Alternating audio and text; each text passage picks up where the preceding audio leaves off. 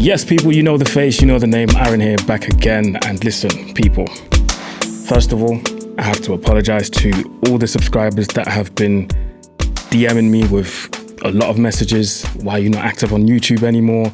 Yes, you're active on Instagram, you're active on TikTok, but what is happening with your YouTube channel?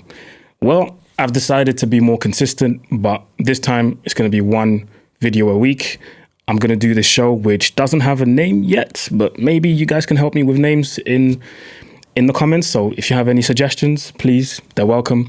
I'm going to try and be consistent with one video a week. So again, people, I apologize wholeheartedly. I've been killing it on social media, if I do say so myself, but yeah, apologies for not being active on YouTube, but we're back. We are back now. Listen, recently I've been enjoying AFCON, man. I've been enjoying AFCON. It's just a breath of fresh air to see people out on the pitch, 11 men just showcasing their talent. It's not about overcomplicating things. It's not about overcomplicated tactics. None of that. It's just 11 people, well, 22, out on the pitch, showing their talent, having fun with their teammates, playing for their country. And I've been really enjoying it. It's very, very different from club football. So I've been really enjoying it. But I've got 3 topics I want to touch on today. We're going to go through them together, and at any point, please feel free to pause the video, hit the like, hit the share, hit the subscribe button, and leave a comment as well, man. Make sure you do that for me. But let's start off with the first topic, and that is that Xavi has announced that he is leaving Barcelona.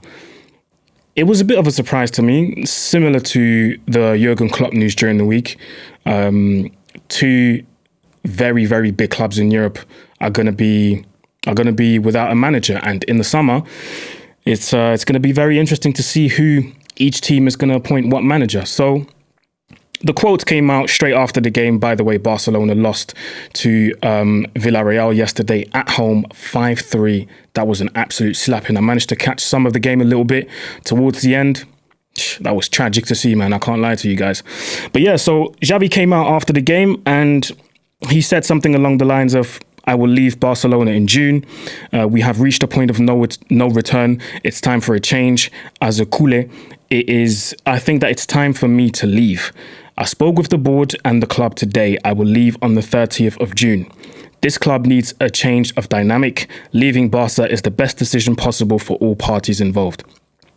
I'm the most responsible one, so the players will finally be free now. This club needs... I've said that already. You asked me many times that if I'd be the Sir Alex Ferguson of Barcelona. The truth is that this will never happen here. You guys won't allow it. Being Barca coach is so difficult. You see how they kill you, they criticize you, it affects you. Nobody saw this coming. Nobody saw this coming. Some will say they did because recently, Barcelona have been having really, really bad results. I think their first loss this season only came on the 28th of October when they played Real Madrid in the Clásico.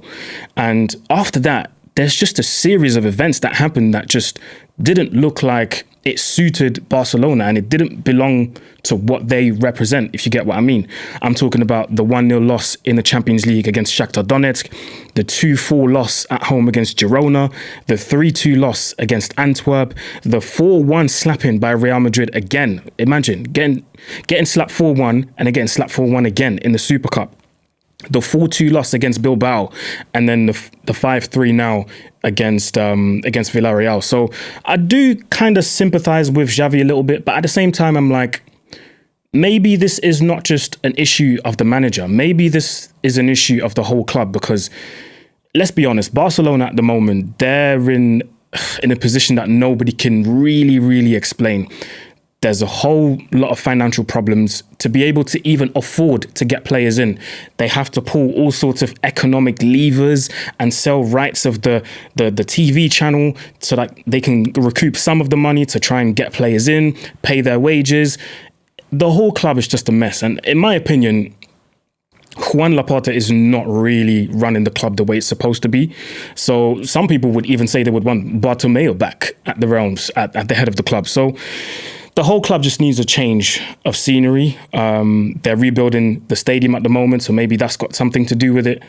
But the whole club just needs a reset, in my opinion. It's not just an issue of the manager itself, or himself rather. I think yes, you can get rid of Xavi. And by the way, Thomas Tuchel came out in one of the interviews done for Bayern Munich today saying that he would love to go to Spain. So, hey, I don't know why he's putting himself in the hat of being the Barcelona manager while he's still managing Bayern, but it is what it is. So there'll be a lot of candidates, applying for this job. And let me tell you something, being the manager of FC Barcelona, who have a huge history, it's not easy at all. If someone like Xavi can say that, he's leaving at the end of the season because the pressure's too much or because the media kills you and all of these things. And if anybody follows football, or if you follow football outside of the Premier League, you guys think the English press is bad. Try and go to Spain because these guys will slaughter you, absolutely slaughter you. Ask Anelka, ask Zidane, ask Xavi, ask Mourinho, ask Pep Guardiola even. Everybody gets it in Spain. So I can imagine it's not easy at all. Will it change anything to bring in someone new to manage the club? I don't think so. I think, I'm not going to say similar to Manchester United, but there are some similarities at board level that need to be sorted out first before you can talk about bringing in a manager that's going to make the club successful. Even though a couple of months ago or 8 months ago, they lifted the title, they won La Liga. So for them to be in this position now, and I don't know how many points they're behind Real Madrid, but it's pretty much obvious that Barcelona is not going to win anything this season. Yes, they're still in the Champions League. Will they win it? I don't know. But the league is pretty much done. The Super Cup's done. The Copa del Rey is done. Everything's done. The only thing left, realistically speaking, is the league, but I don't think they'll win it. So let me know in the comments what you think about this Xavi situation, man. Let me know.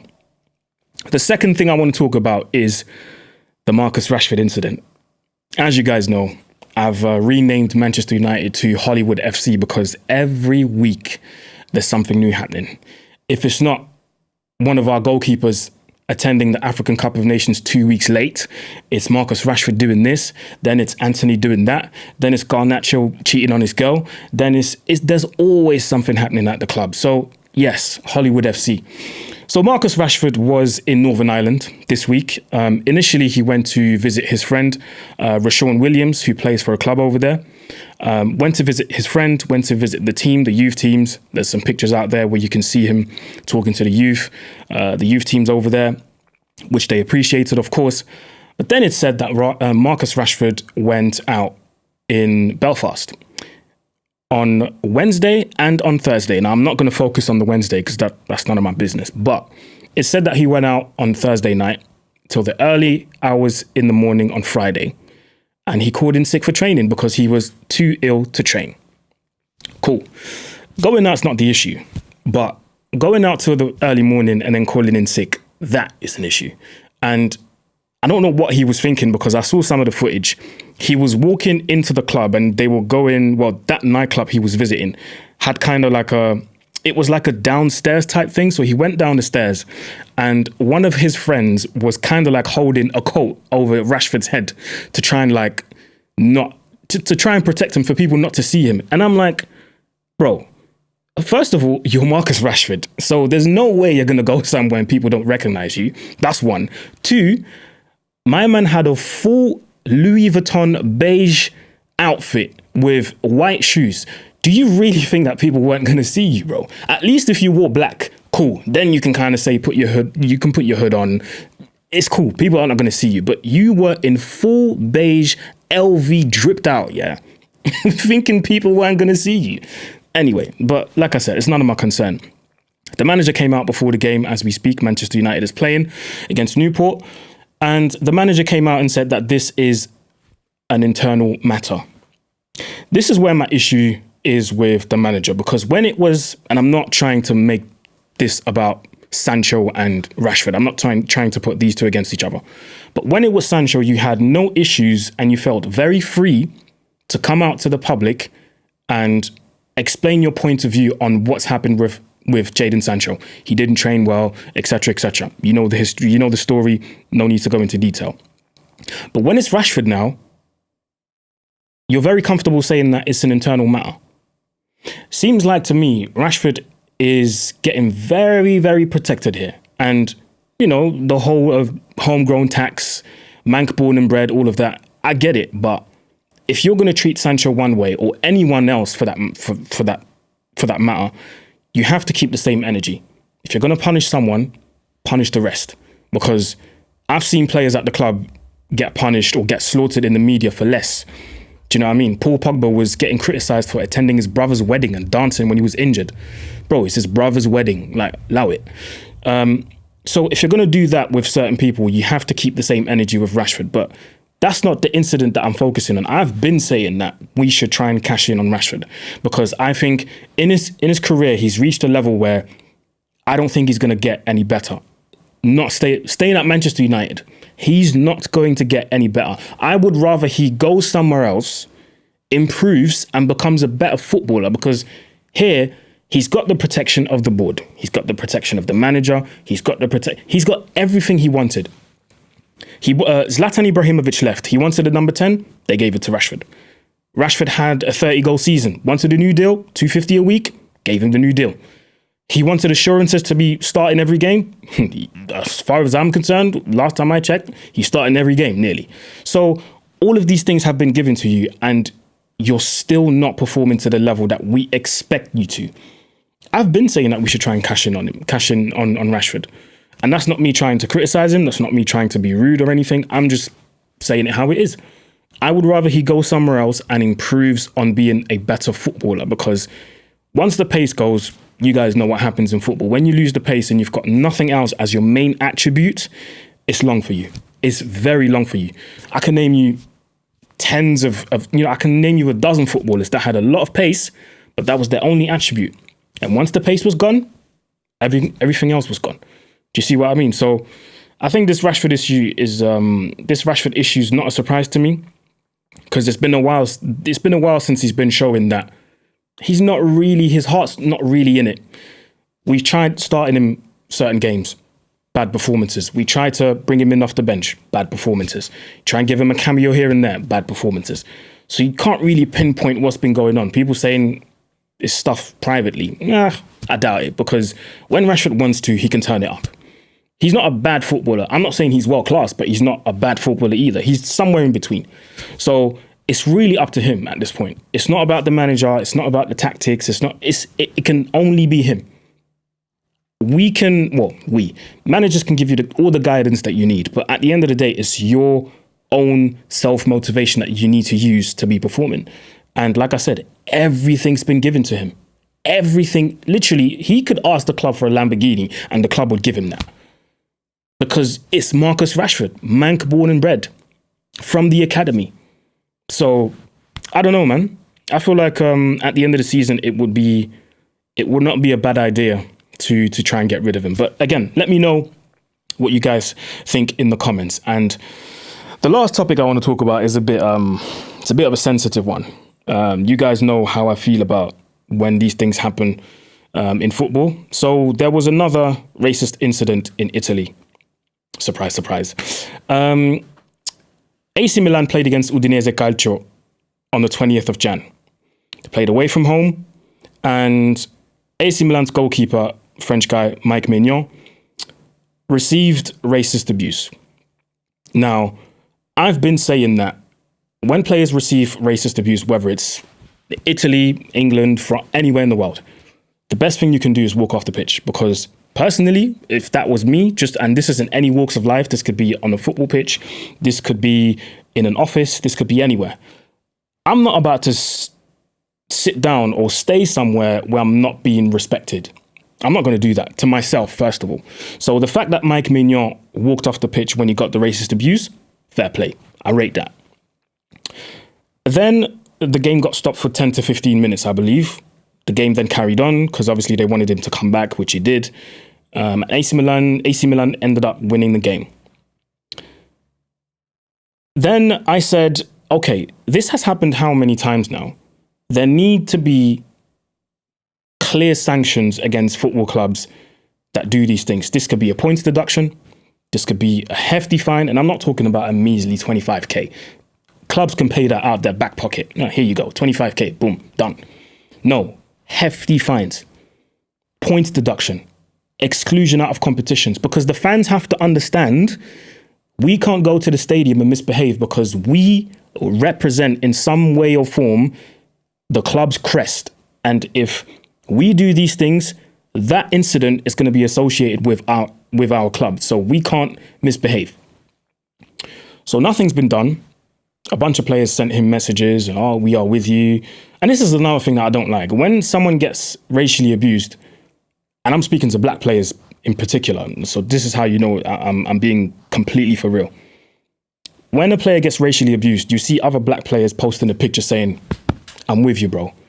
How is that going to help him? How is that going to help him? Because we need to find clear solutions. And this is why I always go back to what Samuel Eto'o said years ago. He said the best thing that can happen if a racist incident happens or occurs is for all black players to come together and said, we ain't playing. If that happens, I promise you guys, I promise you, the higher ups will find solutions because they're going to lose money. And trust me, the worst thing you can do to a rich man is make him lose money. That's the worst thing you can do to him. If you make a rich man lose money, trust me, he will find solutions within seconds. So the best thing Samuel Eto'o was saying, the best thing you can do is for all black players to come together and say, we're not playing until you find solutions. And trust me, solutions will be found. So that then happened. And then AC Milan played yesterday against Bologna at home. The game ended up 2-2. And what happened in that game, guys, I can't even tell you. Annoyed is not even the word that I can use when I saw that. So obviously the player that received the racist abuse played again, Mike Maignan, in the 16th minute, which is 16 being the number that he wears on the back of his shirt. In the 16th minute, they kind of, I don't know if did they dim the lights? It looked like it anyway. They dimmed the lights in the stadium. I'm just painting the picture so you understand how ridiculous that is. They dimmed the lights in the stadium. They put a quote of Martin Luther King on the big screens. I can't remember what quote it was. Something along the lines of darkness can only be solved by light. Something like that. Anyway, they put that on the big screens. Everybody had their phones up with the lighters in the air. Put your lighters up. And they clapped for a minute. I sat there and thought, how much more of disrespect do you want to show to black players?